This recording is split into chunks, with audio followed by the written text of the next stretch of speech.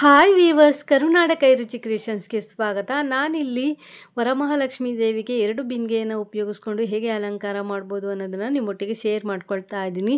Table ಮೇಲೆ ಒಂದು ಮಣೆಯನ್ನು ಇಟ್ಕೊಂಡಿದ್ದೀನಿ. ಸ್ವಲ್ಪ ಅಗಲವಾಗಿರುವಂಥ ಮಣೆಯನ್ನು ಇಟ್ಕೊಳ್ಳಿ. ಮಣೆ ಮೇಲೆ ಅಕ್ಕಿ ತುಂಬಿಸಿರುವಂಥ ತಟ್ಟೆಯನ್ನು ಇಟ್ಕೊಂಡು ತಟ್ಟೆ ಮೇಲೆ ಒಂದು ಬಿಂದಿಗೆಯನ್ನು ಇಟ್ಕೊಂಡಿದ್ದೀನಿ. ಹಾಗೆ 2 ಕಾಲುಗಳಿಗೂ ನಾನಿಲ್ಲಿ ದಾರನ ಕಟ್ಬಿಟ್ಟು ಈ ರೀತಿ ಇಟ್ಕೊಳ್ತಾ ಇದ್ದೀನಿ.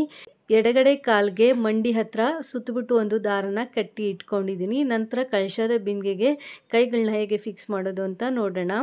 ನಾನಿಲ್ಲಿ ತೊಗೊಂಡಿರುವಂಥ 2 ಬಿಂದಿಗೆನೂ ಒಂದೇ ಹೈಟ್ ಇದೆ, 8 ಇಂಚ್ ಹೈಟ್ ಇದೆ. ಶೇಪು ಮಾತ್ರ ಬೇರೆ ಬೇರೆ ಇದೆ. ಸುತ್ತಳತೆ ಬಂದು 20 ಇಂಚ್ ಇದೆ.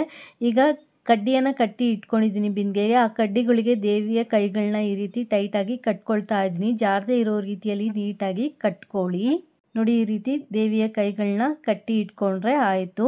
ಹೊಸದಾಗಿ ಯಾರೆಲ್ಲ ನಮ್ಮ ಚಾನಲ್ ನೋಡ್ತಾ ಇದ್ದೀರಾ, ನಮ್ಮ ಚಾನಲ್ನ ಸಬ್ಸ್ಕ್ರೈಬ್ ಮಾಡಿಕೊಂಡು ನೋಡಿ. ವಿಡಿಯೋ ಏನಾದರೂ ಇಷ್ಟ ಆಯಿತು ಅಂದರೆ ಒಂದು ಲೈಕ್ ಕೊಡಿ. ಹಾಗೆ ನಿಮ್ಮ ಫ್ಯಾಮಿಲಿ ಫ್ರೆಂಡ್ಸ್ಗೂ ಸಹ ವಿಡಿಯೋನ ಶೇರ್ ಮಾಡ್ಕೊಳ್ಳಿ. ನಂತರ ಬ್ಲೌಸ್ ಪೀಸನ್ನು ತೊಗೊಂಡು ನಾವು 4 ಫೋಲ್ಡನ್ನು ಮಾಡ್ಕೋಬೇಕಾಗುತ್ತೆ. ಬಿಂದಿಗೆ ಎಷ್ಟು ಅಗಲ ಇರುತ್ತೆ, ಬಿಂದಿಗೆ ಮತ್ತು ಕೈ ಅದರ ಅಳತೆ ನೋಡಿಕೊಂಡು ಫೋಲ್ಡನ್ನು ಮಾಡಿಕೊಂಡು ನಂತರ ಫ್ರಂಟ್ ಸೈಡಿಂದ ಬ್ಲೌಸ್ ಪೀಸನ್ನು ಇಟ್ಟು ದೇವಿಯ ಕೈಗಳಿಗೆ ಈ ರೀತಿ ಸುತ್ತಬಿಟ್ಟು ಬ್ಯಾಕ್ ಸೈಡಲ್ಲಿ ಬಟ್ಟೆ ಪಿನ್ನು ಅಥವಾ ಗುಂಡು ಪಿನ್ನನ್ನು ಸೇರಿಸ್ಬಿಟ್ಟು ನೀವು ಅಲ್ಲಿ ಸೆಕ್ಯೂರ್ ಮಾಡಿಕೊಂಡು ಈ ರೀತಿ ರೆಡಿ ಮಾಡ್ಕೋಬೇಕಾಗುತ್ತೆ. ನಾನು ಈ ರೀತಿ ಪಿನ್ಗಳನ್ನ ಸೇರಿಸ್ಬಿಟ್ಟು ಸೆಕ್ಯೂರ್ ಮಾಡ್ಕೊಂಡಿದ್ದೀನಿ. ನೀವು ಚೆಸ್ಟ್ ಬೇಕು ಅಂದರೆ ದೇವಿಗೆ ಚೆಸ್ಟನ್ನು ಮಾಡ್ಕೋಬೋದು. ಎಕ್ಸ್ಟ್ರಾ ಬ್ಲೌಸ್ ಪೀಸು ಅಥವಾ ಸ್ಪಾಂಜನ್ನು ಇಟ್ಬಿಟ್ಟು ಚೆಸ್ಟನ್ನು ಮಾಡ್ಕೋಬೋದು. ನಂತರ ಸೀರೆಯನ್ನು ಮಧ್ಯಭಾಗಕ್ಕೆ ಫೋಲ್ಡ್ ಮಾಡಿಕೊಂಡು ನಾನಿಲ್ಲಿ ಪ್ಲಿಟ್ಸನ್ನು ಮಾಡ್ಕೊಳ್ತಾ ಇದ್ದೀನಿ. ನಾನು ಈ ಸೀರೆಯಲ್ಲಿ ಬ್ಲೌಸ್ ಪೀಸನ್ನು ಕಟ್ ಮಾಡಿಲ್ಲ. ಬಿಂದಿಗೆಗೆ ಕವರ್ ಮಾಡಲಿಕ್ಕೆ ಎಕ್ಸ್ಟ್ರಾ ಬ್ಲೌಸ್ ಪೀಸನ್ನು ಯೂಸ್ ಮಾಡ್ಕೊಂಡಿದ್ದೀನಿ. ಸೊ ಅದಕ್ಕೋಸ್ಕರ ನಾನಿಲ್ಲಿ ಅರ್ಧ ಭಾಗ ಸೀರೆಯನ್ನು ಪ್ಲೀಟ್ಸ್ ಮಾಡ್ಕೊಂಡಿದ್ದೀನಿ. ಅರ್ಧ ಭಾಗ ಸೀರೆಯನ್ನು ಸೆರಗಿಗೆ ಅಂತ ಬಿಟ್ಕೊಂಡಿದ್ದೀನಿ. ಪ್ಲೀಟ್ಸನ್ನು ನೀವು ಸಣ್ಣದಾಗಿ ಮಾಡಿಕೊಂಡ್ರೆ ಜಾಸ್ತಿ ಪ್ಲೀಟ್ಸ್ ಅನ್ನೋದು ಬರುತ್ತೆ. ನಾನಿಲ್ಲಿ ಒಂದು 15 ಪ್ಲೀಟ್ಸನ್ನು ಮಾಡಿಕೊಂಡು ಪ್ಲೀಟ್ಸ್ಗಳನ್ನ ಜೋಡಿಸ್ಬಿಟ್ಟು ಬಾರ್ಡರ್ ಹತ್ರ ನಾನಿಲ್ಲಿ ದಾರಾನ ಕಟ್ಕೊಳ್ತಾ ಇದ್ದೀನಿ. ನೀವು ಇಲ್ಲಿ ದಾರ ಆದರೂ ಕಟ್ಕೋಬೋದು ಅಥವಾ ಕ್ಲಿಪ್ ಆದರೂ ಸೇರಿಸ್ಕೋಬೋದು. ಸೀರೆಯ ಮೇಲ್ಗಡೆನೂ ಸಹ ಪ್ಲೀಟ್ಸನ್ನು ಜೋಡಿಸ್ಬಿಟ್ಟು ನಾನಿಲ್ಲಿ ದಾರದಿಂದ ಕಟ್ಕೊಂಡಿದ್ದೀನಿ. ನಂತರ ನಾನಿಲ್ಲಿ 2 ಪ್ಲೀಟ್ಸನ್ನು ಸೇರಿಸ್ಬಿಟ್ಟು ಗುಂಡು ಪಿನ್ನನ್ನು ಸೇರಿಸ್ಕೊಳ್ತಾ ಇದ್ದೀನಿ. ಈ ರೀತಿ ಅಲಂಕಾರನ ನಾನು ಆಲ್ರೆಡಿ ಸಿಂಗಲ್ ಬಿಂದಿಗೆನಲ್ಲಿ ಮಾಡಿ ತೋರಿಸಿದ್ದೀನಿ. ತುಂಬ ಜನ ವ್ಯೂವರ್ಸು ಡಬಲ್ ಬಿಂದಿಗೆ ಇಟ್ಬಿಟ್ಟು ಇದೇ ಅಲಂಕಾರನ ಮಾಡಿ ತೋರಿಸಿ ಅಂತ ಕೇಳಿದರು. ಅವ್ರಿಗೋಸ್ಕರ ಈ ವಿಡಿಯೋನ ಮಾಡ್ತಾ ಇದ್ದೀನಿ. ನಿಮ್ಮೆಲ್ಲರ ಒಳ್ಳೊಳ್ಳೆ ಕಮೆಂಟ್ಗೆ, ಲೈಕ್ಸ್ಗೆ ತುಂಬ ಧನ್ಯವಾದಗಳು. ನೋಡಿ, ನಾನು ಈ ರೀತಿ ಗುಂಡು ಪಿನ್ನನ್ನು ಸೇರಿಸ್ಬಿಟ್ಟು ಸೆಕ್ಯೂರ್ ಮಾಡ್ಕೊಂಡಿದ್ದೀನಿ. 2 ಪ್ಲೀಟ್ಸನ್ನು ಹಿಡಿದ್ಬಿಟ್ಟು ನಾವು ಈ ರೀತಿ ಪಿನ್ನನ್ನು ಹಾಕಿಟ್ಕೊಂಡ್ರೆ ನಾವು ಡೆಕೋರೇಷನ್ ಮಾಡಬೇಕಾದ್ರೆ ಈಸಿ ಆಗುತ್ತೆ ಅಂತಲೇ ಹೇಳ್ಬೋದು. ತುಂಬ ಚೆನ್ನಾಗಿ ಕಾಣಿಸುತ್ತೆ ಡೆಕೋರೇಷನ್ ಮಾಡಿದಾಗ. ನೋಡ್ತಾ ಇರ್ಬೋದು, ಈ ರೀತಿ ಎಲ್ಲ ಪ್ಲೀಟ್ಸ್ಗಳಿಗೂ ನಾನು ಪಿನ್ನನ್ನು ಸೇರಿಸ್ಕೊಂಡಿದ್ದೀನಿ. 2 ಪ್ಲೀಟ್ಸನ್ನು ಹಿಡಿದ್ಬಿಟ್ಟು ಪಿನ್ನನ್ನು ಮಾಡಿಕೊಂಡ್ರೆ ಆಯಿತು. ನಾನಿಲ್ಲಿ 2 ಮಾರು ಆಗೋಷ್ಟು ಸೆರಗಿಗೆ ಅಂತ ಬಿಟ್ಕೊಂಡಿದ್ದೀನಿ. ಸೆರಗನ್ನು ಕಳಶದ ಎಡಭಾಗದಲ್ಲಿ ಇಟ್ಕೋಬೇಕು. ನಂತರ ನಾವೇನು ಪ್ಲೀಟ್ಸನ್ನು ಮಾಡ್ಕೊಂಡಿರ್ತೀವಿ ಆ ಪ್ಲೀಟ್ಸನ್ನು ಬಿಂದಿಗೆ ಏನು ಇಟ್ಕೊಂಡಿರ್ತೀವಿ ಬಿಂದಿಗೆಯ ಕಂಠ ಭಾಗಕ್ಕೆ ನಾವಿಲ್ಲಿ ಕಟ್ಕೋಬೇಕಾಗುತ್ತೆ. ಕೆಳಗಡೆ ಇರುವಂಥ ಬಿಂದಿಗೆಗೆ ಅಕ್ಕಿ ಅಥವಾ ಗೋಧಿಯನ್ನು ನೀವಿಲ್ಲಿ ಸೇರಿಸ್ಕೊಳ್ಳಿ.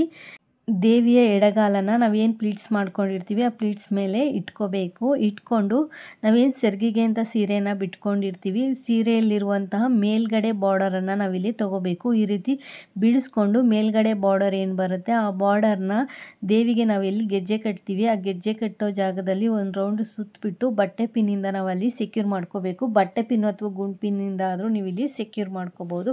ಸೆಕ್ಯೂರ್ ಮಾಡಿಕೊಂಡು ನಂತರ ಸೆರಗಿನ ತುದಿಯನ್ನು ಕಳಶದ ಹಿಂಭಾಗ ಹಾಕ್ಕೊಂಡು ಎಕ್ಸ್ಟ್ರಾ ಇರುವಂಥ ಸೀರೆ ಪಾರ್ಟನ್ನು ದೇವಿಯ ಕಾಲಿನ ಕೆಳಗಡೆಯಿಂದ ತಗೊಂಡು ಹೋಗಿ ಕಳಶದ ಹಿಂಭಾಗಕ್ಕೆ ನಾವಿಲ್ಲಿ ಸೇರಿಸ್ಕೋಬೇಕಾಗುತ್ತೆ. ನೀಟಾಗಿ ಸೀರೆ ಪಾರ್ಟ್ಸ್ ಅನ್ನೋದು ಪೂರ್ತಿಯಾಗಿ ದೇವಿಯ ಕಾಲಿನ ಕೆಳಗಡೆಯಿಂದ ಕಳಶದ ಹಿಂಭಾಗಕ್ಕೆ ಸೇರಿಸ್ಕೊಂಡು ಅಲ್ಲಿ ನೀವು ನೀಟ್ ಮಾಡ್ಕೊಳ್ಳಿ. ವಿಡಿಯೋ ಇಷ್ಟ ಆದರೆ ಒಂದು ಲೈಕ್ ಕೊಡಿ. ಹೊಸದಾಗಿ ಚಾನಲ್ ನೋಡೋರು ಸಬ್ಸ್ಕ್ರೈಬ್ ಮಾಡಿಕೊಂಡು ನೋಡಿ. ನಾವಿಲ್ಲಿ ಸೆರಗಿಗೆ ಅಂತ ಒಂದು 3 ಮೊಳನ ಬಿಟ್ಕೊಂಡ್ರೆ ಸಾಕು. 3 ಮೊಳನ ಬಿಟ್ಕೊಂಡು ದೇವಿಯ ಕಾಲನ್ನು ನಾವಿಲ್ಲಿ ಫಿಕ್ಸ್ ಮಾಡ್ಕೋಬೇಕಾಗುತ್ತೆ. ನಾನಿಲ್ಲಿ ಒಂದು 3 ಮೊಳನ ಬಿಟ್ಕೊಂಡು ನಂತರ ಎಕ್ಸ್ಟ್ರಾ ಸೀರೆ ಪಾರ್ಟ್ ಏನು ಬರುತ್ತೆ ಆ ಸೀರೆ ಪಾರ್ಟನ್ನು ನಾನಿಲ್ಲಿ ಇನ್ನೊಂದು ಕಾಲಿಗೆ ಸೇರಿಸ್ಕೊಳ್ತಾ ಇದ್ದೀನಿ. ಸೆರಗನ್ನು ನಾವಿಲ್ಲಿ ಪೂರ್ತಿಯಾಗಿ ಬಿಡಿಸ್ಕೊಂಡು ದೊಡ್ಡ ಬಾರ್ಡರ್ ಏನು ಬರುತ್ತೆ ಅಥವಾ ಕೆಳಗಡೆ ಬಾರ್ಡರ್ ಏನು ಬರುತ್ತೆ ಅದನ್ನ ದೇವಿಯ ಕಾಲುಗಳಿಗೆ ಈ ರೀತಿ ಸುತ್ತಬಿಟ್ಟು ಬಟ್ಟೆ ಪಿನ್ನಿಂದ ನಾವಲ್ಲಿ ಸೆಕ್ಯೂರ್ ಮಾಡ್ಕೋಬೇಕು. ದೇವಿಗೆ ನಾವೆಲ್ಲಿ ಗೆಜ್ಜೆ ಕಟ್ತೀವಿ ಆ ಗೆಜ್ಜೆ ಕಟ್ಟೋ ಜಾಗದಲ್ಲಿ ಬಟ್ಟೆ ಪಿನ್ನನ್ನು ಸೇರಿಸ್ಬಿಟ್ಟು ಸೀರೆ ಎಕ್ಸ್ಟ್ರಾ ಇದೆ ಅಂದರೆ ಈ ರೀತಿ ಕಾಲಿನ ಕೆಳಗಡೆಯಿಂದ ತೊಗೊಂಡು ಬಂದು ಬಾರ್ಡರ್ ಅನ್ನೋದು ಮೊಣಕಾಲಿನ ಮೇಲೆ ಬರೋ ರೀತಿಯಲ್ಲಿ ಮಾಡ್ಕೋಬೇಕು. ಏನಾದರೂ ಕಡಿಮೆ ಇತ್ತು ಅಂದರೆ ಅಲ್ಲೇ ರೋಲ್ ಮಾಡಿಬಿಟ್ಟು ಕಾಲಿಗೊಂದು ಶೇಪನ್ನು ಕೊಟ್ಕೊಂಡು ದೇವಿಯ ಕಾಲಿನ ಕೆಳಗಡೆ ಬಟ್ಟೆ ಪಿನ್ನು ಅಥವಾ ಗುಂಡ್ಪಿನ್ನನ್ನು ಸೇರಿಸ್ಬಿಟ್ಟು ಅಲ್ಲೊಂದು ನೀಟಾಗಿ ದೇವಿಯ ಕಾಲಿಗೆ ಸೀರೆಯನ್ನು ಕವರ್ ಮಾಡ್ಕೊಳ್ಳೋ ರೀತಿಯಲ್ಲಿ ಮಾಡ್ಕೋಬೇಕಾಗತ್ತೆ. ನಾನಿಲ್ಲಿ ದೇವಿಯ ತೊಡೆ ಭಾಗಕ್ಕೆ ಒಂದು ಬಟ್ಟೆ ಪಿನ್ನನ್ನು ಸೇರಿಸ್ಬಿಟ್ಟು ಸೆಕ್ಯೂರ್ ಮಾಡ್ಕೊಂಡಿದ್ದೀನಿ. ಮಾಡಿಕೊಂಡು ಈ ರೀತಿಯಲ್ಲಿ ನೀಟಾಗಿ ಇಟ್ಕೊಳ್ಳಿ.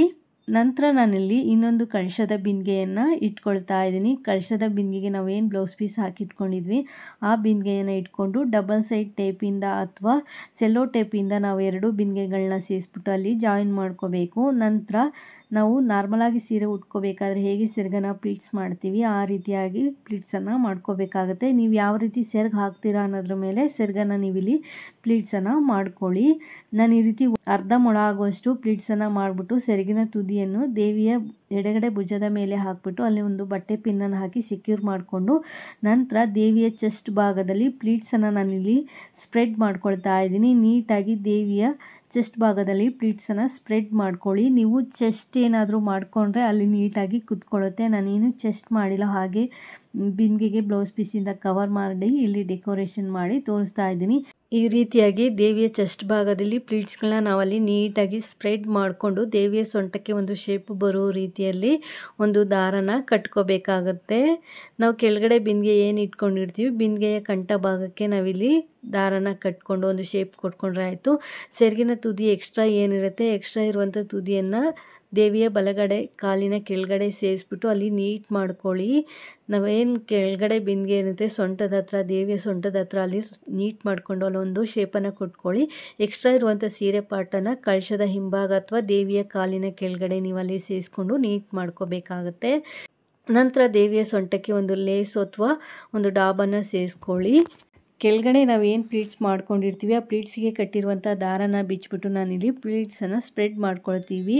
ಪ್ಲೀಟ್ಸಿನ ಒಂದು ತುದಿಯನ್ನು ತಗೊಂಡೋಗಿ ದೇವಿಯ ಕಾಲಿನ ಪಕ್ಕದಲ್ಲಿ ತಗೊಂಡೋಗಿ ತೊಡೆ ಭಾಗದಲ್ಲಿ ನಾವಲ್ಲಿ ಪಿನ್ನನ್ನು ಸೇರಿಸ್ಕೋಬೇಕಾಗುತ್ತೆ. ನೋಡಿ ಈ ರೀತಿ ತಗೊಂಡೋಗಿ ನಾವಲ್ಲಿ ಪಿನ್ನನ್ನು ಸೇರಿಸ್ಕೊಬೇಕು. ಅಲ್ಲಿ ಒಂದು ಸ್ವಲ್ಪ ನೀಟಾಗಿ ಎಳ್ಕೊಂಡು ನಾವು ಈ ರೀತಿ ಪಿನ್ನನ್ನು ಸೇರಿಸ್ಕೋಬೇಕು. ಬಟ್ಟೆ ಪಿನ್ನು ಅಥವಾ ಗುಂಡು ಪಿನ್ನನ್ನು ನಾವಿಲ್ಲಿ ಸೇರಿಸ್ಕೋಬೋದು.